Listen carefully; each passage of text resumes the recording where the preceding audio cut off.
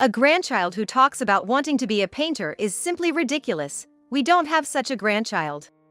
Who would attend the funeral of a grandchild who didn't meet our expectations? One day, my 13-year-old son Tom, who aspired to be an artist, suddenly passed away in a traffic accident. While arranging his funeral, engulfed in deep sorrow, I informed my in-laws. Their attitude made me so angry that my hands trembled. Realizing it was futile to say anything more, I simply said, "That's enough," and hung up the phone. A few days later, during Tom's funeral, my mother-in-law called again, stunning me with her words. "We have important guests coming over. Come help right away." Her usual selfish demand left me aghast. I refused, saying it was impossible because of my son's funeral, but she dismissively insisted in a high-handed manner. "A child's funeral like that doesn't matter. You've always refused my requests, so help out today for once." Enraged by her irrational demands, I accepted and went to my in-laws' house, holding my son's portrait, still in my mourning clothes, after the funeral ended. I decided to cut ties with them that day. I couldn't bear any more of their behavior. Arriving at their house, what awaited me was an unexpected outcome. My name is Susie. I'm a 43-year-old homemaker.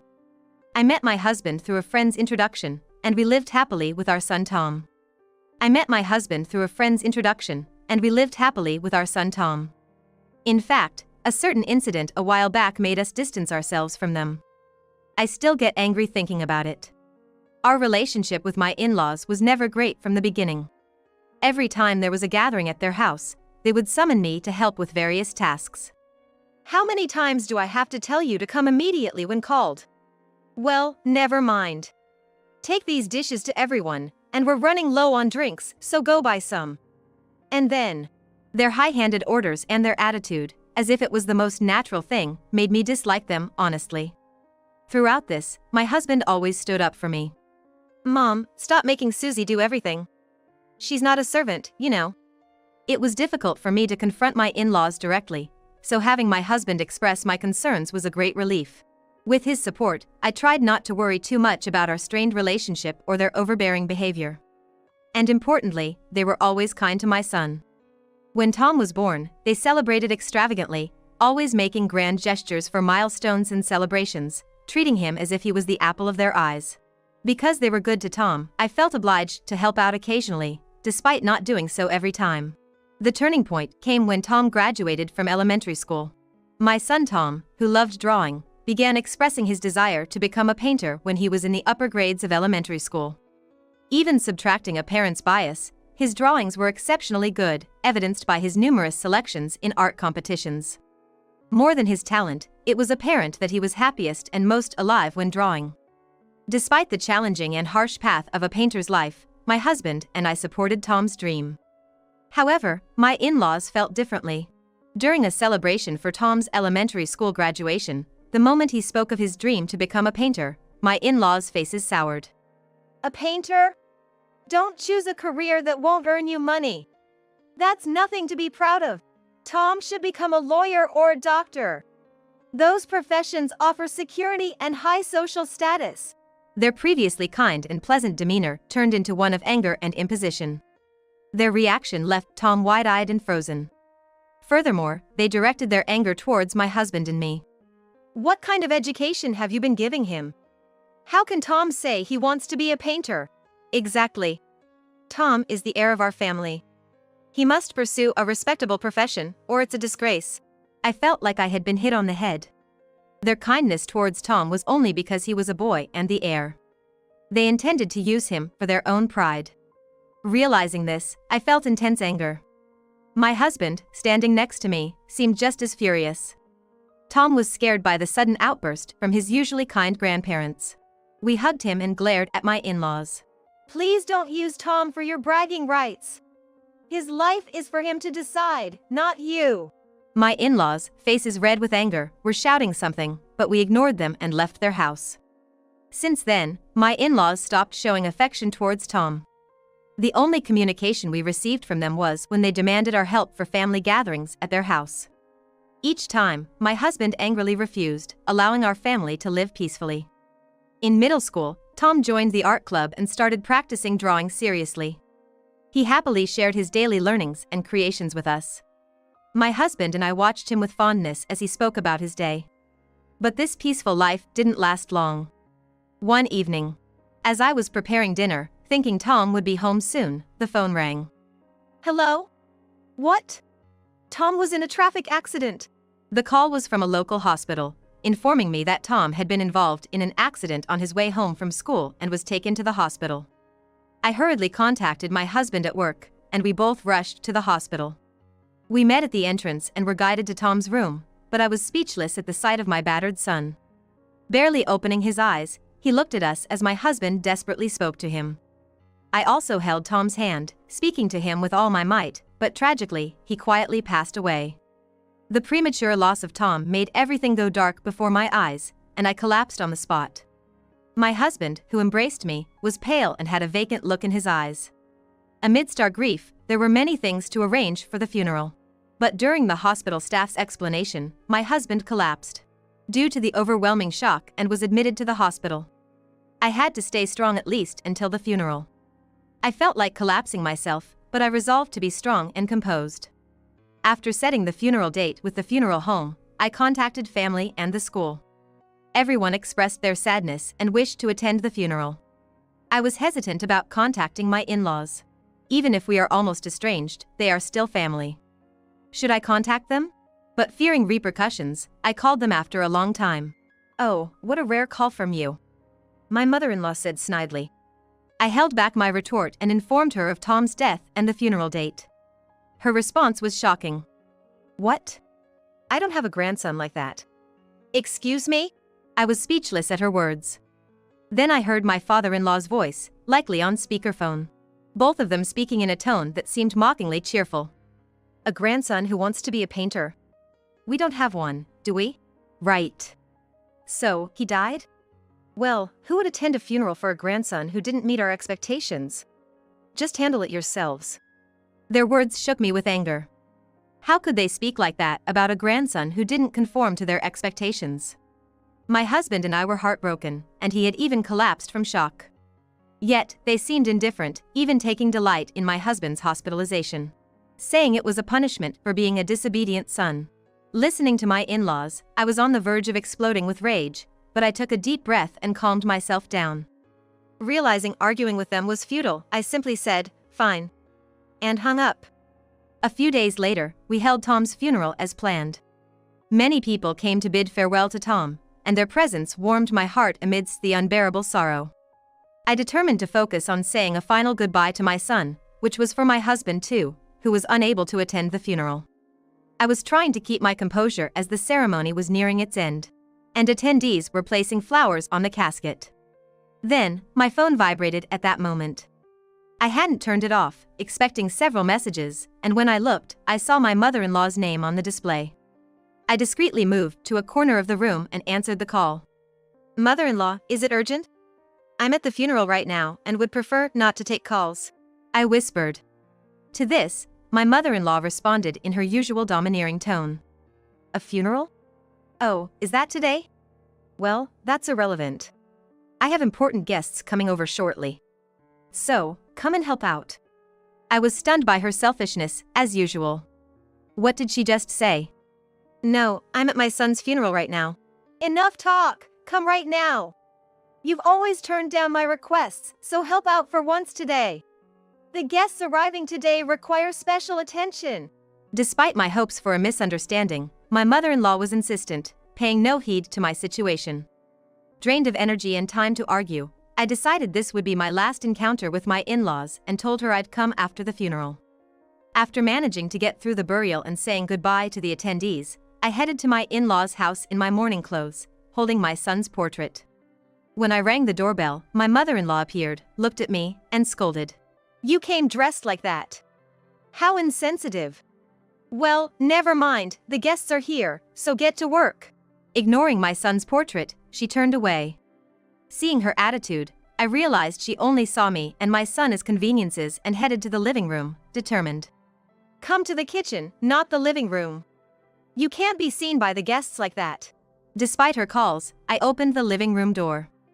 The guests, friends of my in-laws, were surprised by my sudden entrance and stared at me, dressed in mourning clothes, holding the portrait. After a brief silence, one guest, gazing at the portrait, asked, "Tom, is that you?" Shocked to hear my son's name, I turned towards the voice and was further surprised. "Could you be Mr. Smith?" The man was a kind neighbor who had taught my son painting years ago and whom my son adored. He had always been kind, answering my son's questions and indulging in his painting sessions. He had praised my son's talent, believing he'd become a great painter. Sadly, he had moved away last year, and my son had missed him, but he had kept painting, believing in their future reunion. I had wanted to inform this neighbor of my son's passing but lacked the means. Meeting him here was unexpected. As I was processing my thoughts, the other guests asked him, "Mr. Smith, do you know her?" Wondering if he was someone important. I was about to ask when my mother-in-law interrupted. Susie, I told you to come to the kitchen. This man is a very famous painter. It might be hard for someone as rude as you, but please be careful not to offend him. Only then did I realize that this neighbor, friendly with my son, was a painter. Neither my husband nor I knew much about painting, so we hadn't realized his significance. So that was the case. "I apologize for not realizing you were professionally mentoring him," I said, shaking hands with him even though it felt a bit late. But instead of focusing on that, he asked with a trembling voice, "Tom has passed away?" His face was filled with sorrow. I nodded in response.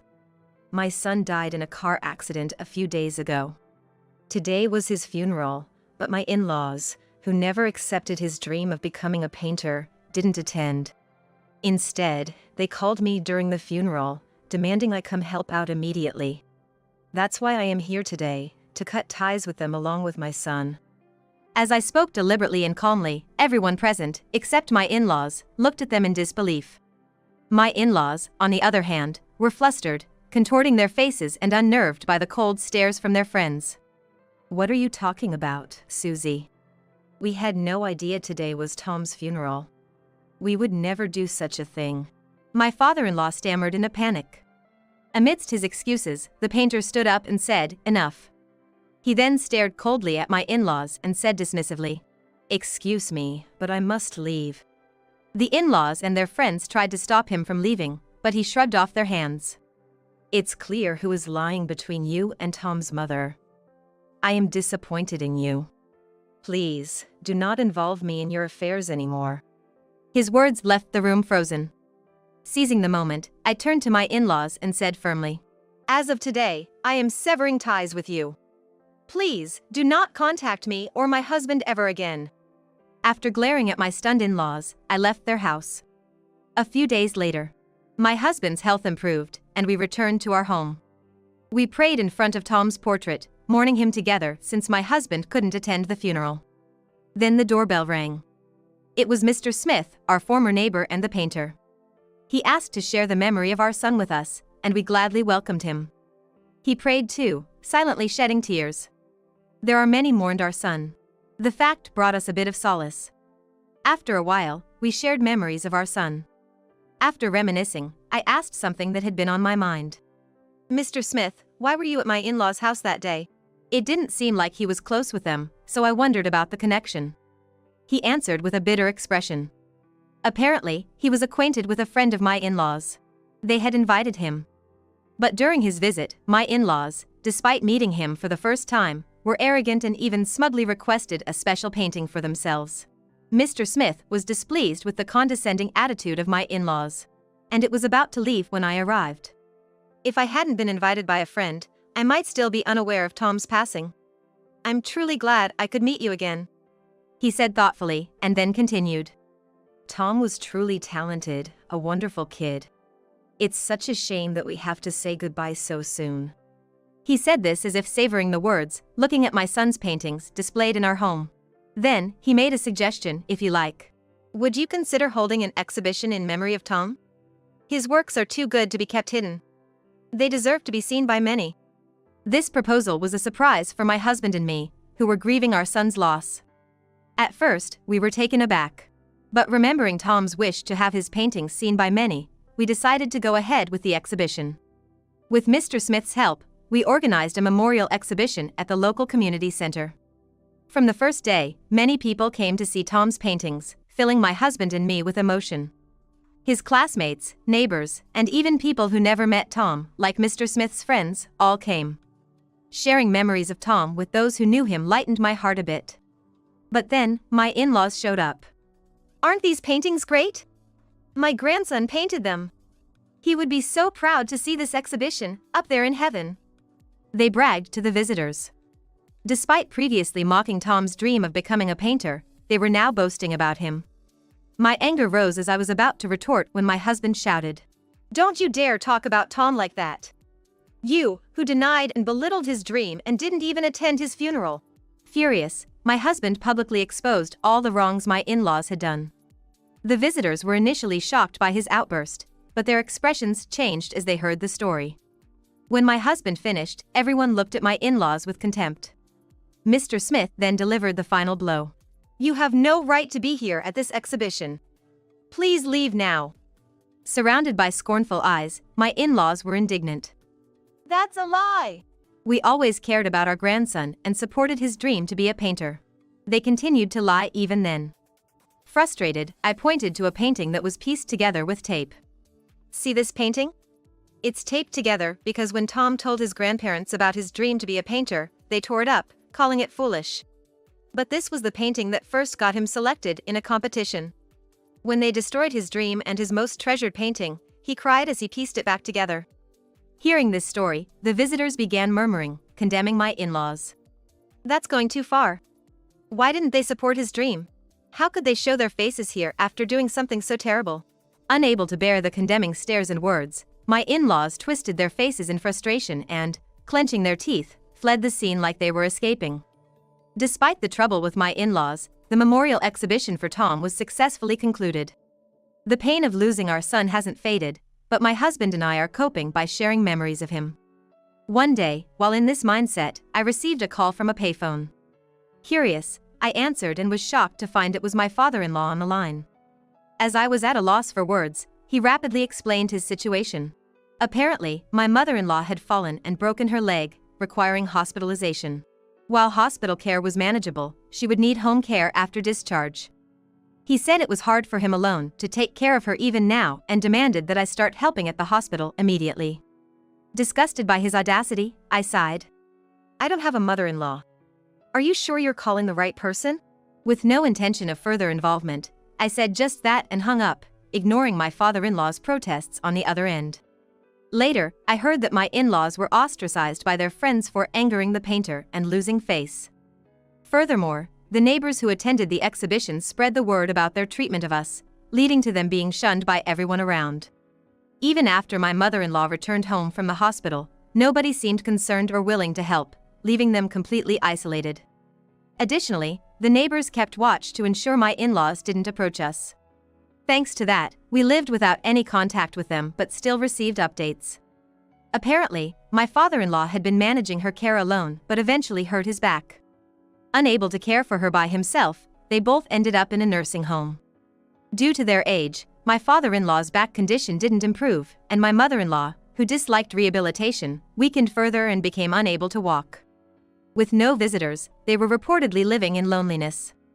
Perhaps unable to bear the solitude or finally regretting their actions, they began calling my husband frequently after moving to the nursing home. However, my husband also wanted nothing more to do with them and ignored all the calls. Over a year has passed since we lost our son, and we still haven't overcome our grief. Nevertheless, we're trying to live positively, cherishing our son's paintings and reminiscing about him together. Of all his paintings, we especially cherish one depicting our family of 3. I've placed it in the most visible spot in our living room and pay my respects every morning.